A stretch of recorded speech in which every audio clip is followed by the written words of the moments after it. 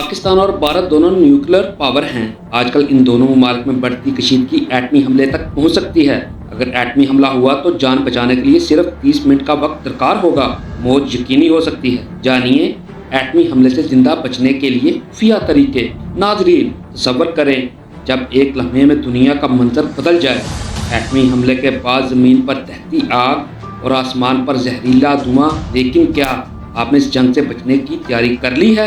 क्या आपने वो एहतियाती तदाबीर इख्तियार की हैं जो आपकी जान बचा सकती हैं? क्या आप जानते हैं एटमी हमला हुआ तो किस तरह बचना है? क्या आपके पास वो अद्वियात हैं जो आपकी ज़िंदगी बचा सकती हैं? क्या आपने पानी, ग़िज़ाएँ और मशरूबात ज़ख़ीरा कर लिए हैं? अगर नहीं तो वक्त आ चुका है। आइए आपको बताते हैं कि जंगी हालात में क्या करना ज़रूरी है। नाज़रीन, ज़रा सोचिए, दुश्मन ने अचानक एटमी धमाका कर दिया लेकिन आप बच गए क्योंकि आपने खुद को पनाहगाह में छुपाया हुआ था। कुछ देर बाद आपको लगा कि खतरा टल गया और आपने जैसे ही बाहर निकलने की कोशिश की तो समझिए किस्सा ख़त्म। क्योंकि साइंसदानों का कहना है कि एटमी धमाके के 30 मिनट बाद इसके ताबकारी असरात इंसानी जिस्म में दाखिल होना शुरू हो जाते हैं।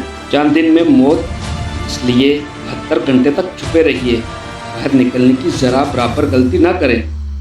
तहखाना सबसे महफूज जगह है। पोटाशियम आयोडेट की गोलियां अपने पास रखें। विटामिन ए, सी और ई भी ताबकारी असरात को कम करते हैं। उनका पास होना भी बहुत ज़रूरी है। सेलेनियम और जिंक भी जिस्म की मुदाफ़ियाती निज़ाम को मजबूत करते हैं। और पानी का बहुत ज़्यादा इस्तेमाल करें। दोस्तों, मुझे उम्मीद है कि आज की ये वीडियो आपको पसंद आई होगी। मैं मिलूँगा एक नई वीडियो में। तब तक अपना और इस चैनल का ढेर सा ख्याल रखें। अल्लाह हाफ़िज़।